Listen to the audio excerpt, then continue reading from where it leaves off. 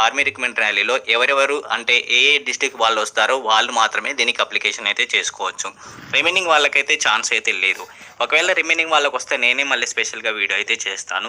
ముందుగా వైజాగ్ ఏఆర్ఓ అన్నాం. అయితే ఈ యొక్క మనకి ఆంధ్రప్రదేశ్లో 2 ఏఆర్ఓలు ఉంటాయి. వైజాగ్ ఏఆర్ఓ ఉంటుంది, గుంటూరు ఏఆర్ఓ ఉంటుంది. ఈ వైజాగ్ ఏఆర్ఓ కనుక చూసుకున్నట్లయితే మనకి Srikakulam, Vizianagaram, Visakhapatnam, east Godavari, west Godavari and అదేవిధంగా కృష్ణా డిస్టిక్ అండ్ వీటితో పాటుగా ఒక యూటీ అయితే వస్తుంది. అది వచ్చేసి మనకి యానం అండ్ పుదుచ్చేరి అయితే మనకి ఇక్కడ 2 అయితే మనకి అండ్ ఎలిజిబుల్ అయితే అయిపోతారు అనమాట. అయితే ఈ డిస్టిక్ వాళ్ళు మాత్రమే అప్లికేషన్ అయితే చేసుకోవచ్చు. అంటే తెలిసిన వాళ్ళు అయితే ఓకే, తెలియని వాళ్ళు అయితే తెలుసుకుంటారని నిదానంగా చెప్తున్నాను. ప్రతిదీ అయితే ఎక్స్ప్లెయిన్ అయితే చేస్తాను. హైట్, వెయిట్, చెస్ట్ కానీ ప్రతిదీ, ఏజ్ కానీ ప్రతిదీ చెప్తాను. అండ్ మీరు చేయవలసింది ఒకటే అనమాట, వీడియోని లైక్ చేసి మీ ఫ్రెండ్స్కి షేర్ చేయండి. అండ్ కొంచెం పైకి స్క్రోల్ చేసినట్లయితే ఇక్కడ చూడండి, మనకి వీటి యొక్క online application starting date, last date ఇవన్నీ అయితే ఉంటాయి. ఒకసారి చూద్దాం వీటన్నిటి గురించి. ముందుగా మనకి ఈ యొక్క నోటిఫికేషన్ అనేది అన్ని ట్రేడ్స్కి అయితే ఉంటుందన్నమాట సోల్జర్ లెవెల్లో.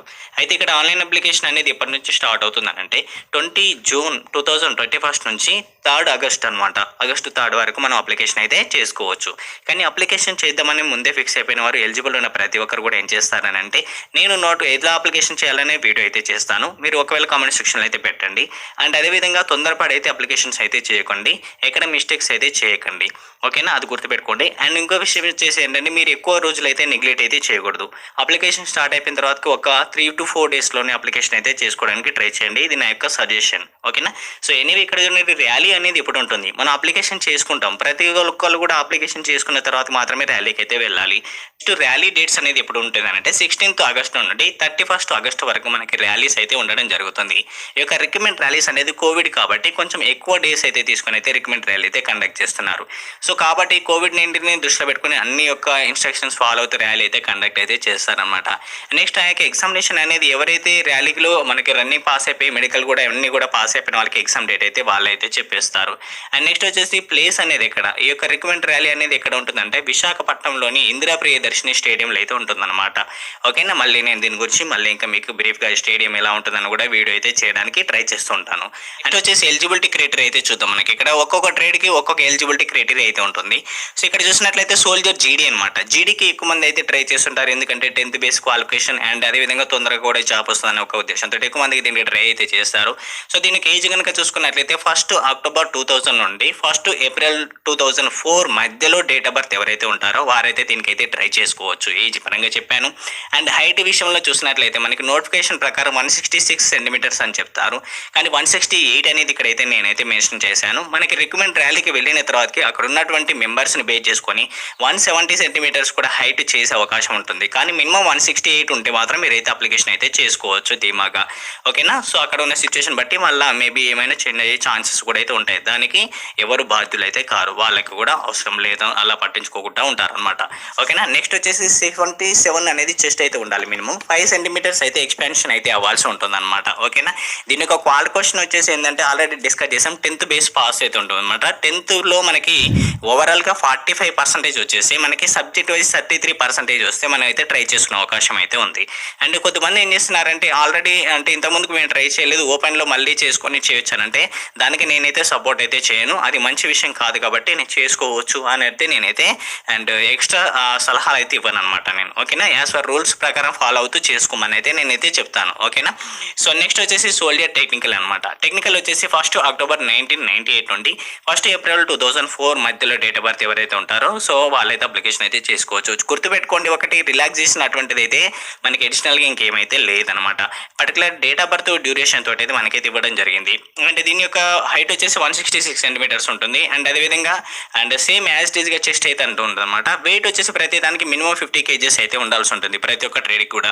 ఈ టెక్నికల్కి వచ్చేసి మనకి ఇంటర్మీడియట్లో ఎంపీసీ పాస్ అయిన వారు ఎవరైతే ఉంటారో ఓవరాల్గా 50% అయితే రావాలి.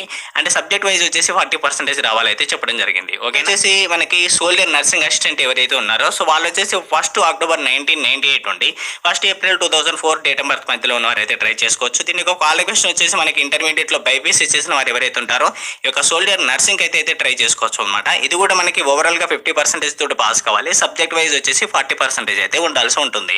అండ్ నెక్స్ట్ కొంచెం పైకి స్క్రోల్ చేసినట్లయితే ఇంకా క్లర్క్ అనమాట. ఈ యొక్క క్లర్క్ విషయంలో మనం కొంచెం జాగ్రత్తగా అయితే ఉండాలి.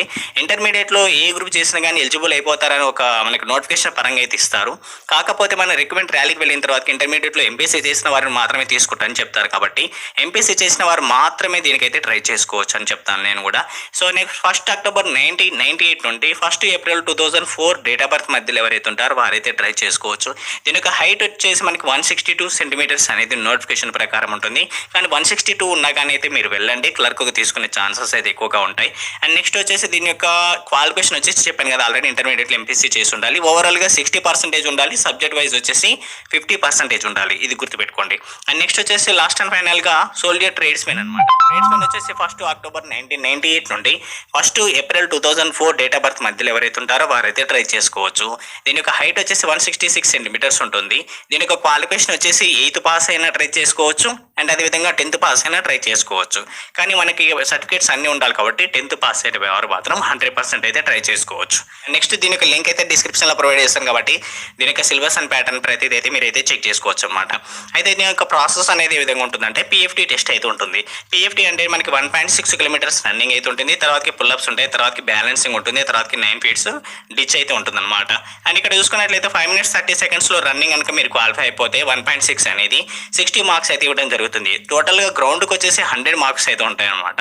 అండ్ నెక్స్ట్ వచ్చేసి ఇక్కడ 5 minutes 30 seconds నుండి 5 minutes 45 seconds మధ్యలో రన్నింగ్ కనుక క్వాలిఫై అయిపోతే మీకు 48 మార్క్స్ అయితే ఇవ్వడం జరుగుతుంది. ఈ 5 minutes 45 seconds తర్వాత ఎవరైతే వస్తారో వాళ్ళని అయితే తీసుకోరు, వాళ్ళు రిజెక్ట్ అయిపోతారు. రన్నింగ్ చేసిన వేస్ట్ అనమాట. కాబట్టి మీరు ప్రాక్టీస్ చేసేటప్పుడు ఇంటి దగ్గరనైతే మీరైతే చాలా జాగ్రత్తగా ప్రాక్టీస్ చేయండి. రన్నింగ్ అనేది ఆర్మీలో చాలా కీలకమైనది. సో మొదటి మన ఫస్ట్ దాన్నే క్రాక్ చేయాలి కాబట్టి రన్నింగ్ అనేది మీరు ఎక్కువగా ఫోకస్ చేయండి. వాటితో పాటుగా మనకి EF జాబ్లో కోర్స్ చేసుకుని కూడా ఎడ్యుకేషన్ పరంగా అయితే మీరైతే ఈ పని చేసే క్లాసెస్ అయితే వింటుండండి. అండ్ నెక్స్ట్ పుల్అప్స్ అనమాట. ఈ పుల్అప్స్ కూడా మనమైతే మినిమం ఏదైతే 6 అయితే క్వాలిఫై కావాల్సి ఉంటుంది, మ్యాక్సిమం వచ్చేసి 10 ఉంటుంది. ఒకవేళ 10 తీసినట్లయితే మీకైతే 40 మార్క్స్ వస్తాయి అనమాట. అంటే 40 out of 40 వస్తాయి. అండ్ నెక్స్ట్ వచ్చేసి ఇక్కడ 9 తీస్తే మనకి 33 వస్తాయి, 8 తీస్తే 27 వస్తాయి, 7 తీస్తే 21 వస్తాయి, 6 తీస్తే మనకి అండ్ 16 అయితే వస్తాయి అనమాట. అండ్ ఈ విధంగా అయితే ఉండడం జరుగుతుంది. సో పుల్అప్స్కి మనకి రన్నింగ్కి కలిపి ఓవరాల్గా 100 అయితే ఉంటాయి PFTలో. సో అందులో మనకి రన్నింగ్ వచ్చేసి 60 మార్క్స్ ఉంటాయి అండ్ ఏదైతే పుల్అప్స్ వచ్చేసి 40 మార్క్స్ ఉంటాయి. కాబట్టి రెండింటిని ఎక్కువగా కేర్ చేయాలి. అంటే కొంచెం పైకి స్క్రోల్ చేసినట్లయితే మనకి పుల్అప్స్ కూడా క్వాలిఫై అయిపోయిన తర్వాత 9 feet డిచ్ అండ్ అదేవిధంగా మనం ఇందాక బ్యాలెన్సింగ్ అనేది మాట్లాడుకున్నాం కదా, ఇవైతే అయిపోతుంది. తర్వాత మనకి సిలబస్ అయితే ఉంటుందన్నమాట. సో ఇది ఇప్పుడైతే మనము ఈ యొక్క PFT క్వాలిఫై అయిపోయిన తర్వాతకి మనకి రిటర్న్ ఎగ్జామినేషన్కి ఒక స్పెషల్ ఒక డేట్ అయితే ఇస్తారు. ఆ రిటర్న్ ఎగ్జామినేషన్ కూడా మనకి ఎవరైతే మెడికల్ టెస్ట్లో ఫిట్ అవుతారో వాళ్ళకైతే ఛాన్స్ అయితే ఉంటుంది అనమాట. మెడికల్ టెస్ట్ కూడా చాలా పెద్ద ఘట్టం అని చెప్పుకోవచ్చు. ఇందులో మెడికల్ టెస్ట్ గురించి నేను ఆల్రెడీ వీడియోస్ అయితే చేశాను. ఆ వీడియోస్ లింక్ కూడా నేను డిస్క్రిప్షన్లో ఇచ్చేస్తాను. మీరు